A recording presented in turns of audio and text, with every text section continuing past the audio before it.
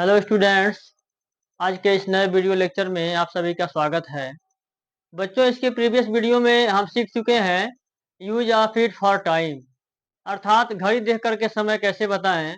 और आज इस वीडियो के माध्यम से हम सीखेंगे कि ईट का प्रयोग नेचुरल इवेंट के लिए कैसे करते हैं।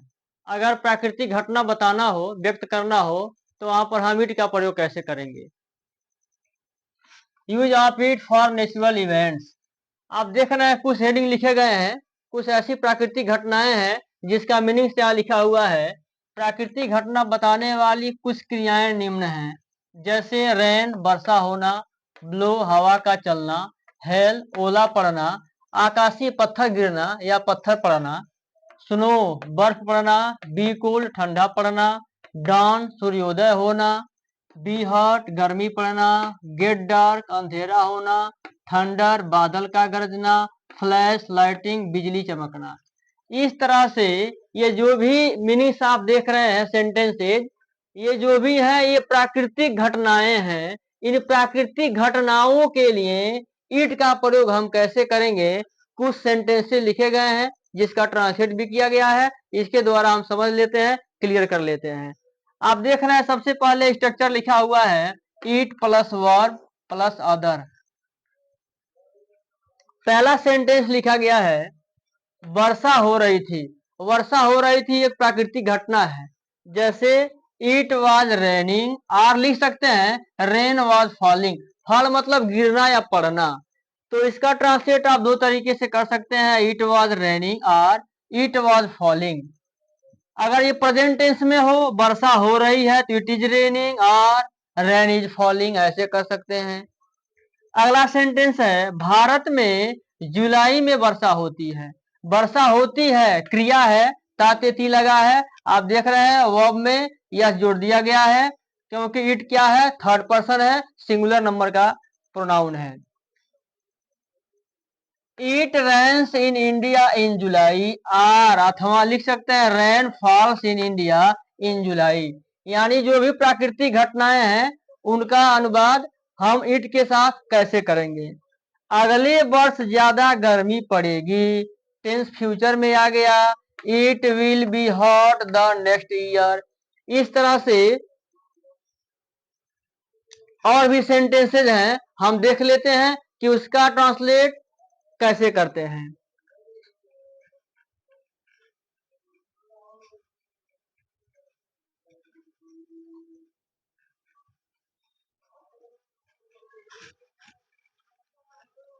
जैसे मान लीजिए कोई सेंटेंस हो, कल वर्षा हुई थी।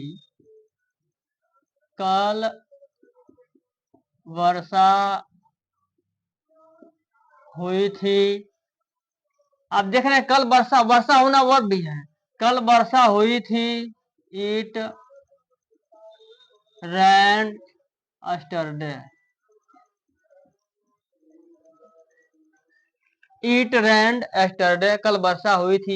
अगर लिख दिया जाए कल वर्षा नहीं हुई थी, कल वर्षा नहीं हुई थी, अगर ऐसे सेंटेंस हो तो इट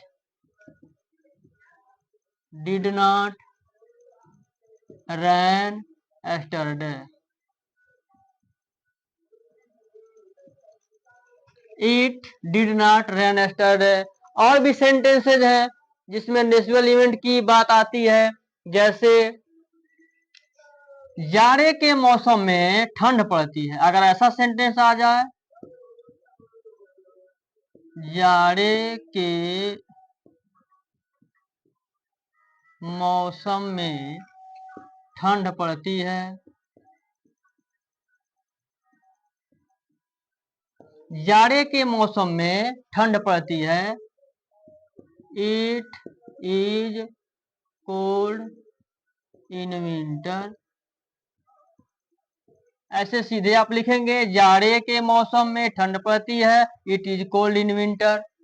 पड़ती है या होती है, जाड़ा के मौसम में ठंड होती है तो इट इज कोल्ड, ठंड रहती है या ठंड होती है इन विंटर, जाड़े के मौसम में। और भी सेंटेंसेज है, जैसे मान लीजिए दे दिया हो कोहरा पड़ रहा था।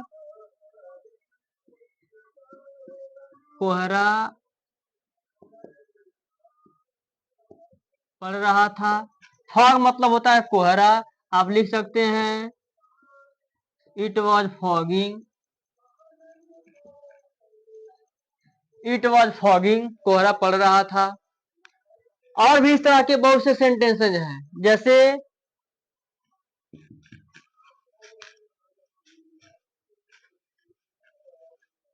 बड़ी गर्मी है अगर दे दिया हो, बड़ी गर्मी है, बड़ी गर्मी है, गर्मी होना प्राकृतिक घटना है।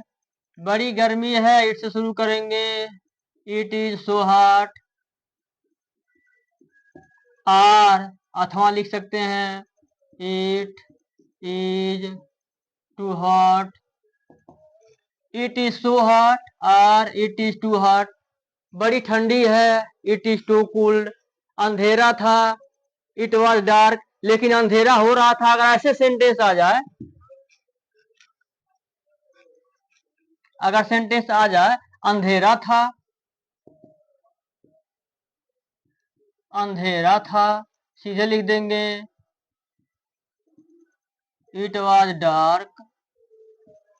अंधेरा था, इट वॉज डार्क। अगर आ गया अंधेरा हो रहा था, आप लिखेंगे it was getting, it was getting dark. ऐसे कर देंगे, क्योंकि अंधेरा था, अंधेरा हो चुका था, अंधेरा होने में बाकी नहीं था, तो इट वॉज डार्क। अंधेरा था, अंधेरा हो रहा था, अभी अंधेरा हुआ नहीं था। अंधेरा प्राप्त, गेट मतलब प्राप्त करना, लेना, यानी इट वॉज गेटिंग डार्क। इस तरह से कोई भी प्राकृतिक घटना का वर्णन करना हो तो आप इट का प्रयोग ऐसे कर सकते हैं। इसके बाद मिलते हैं नेक्स्ट वीडियो में, तब तक के लिए थैंक यू सो मच।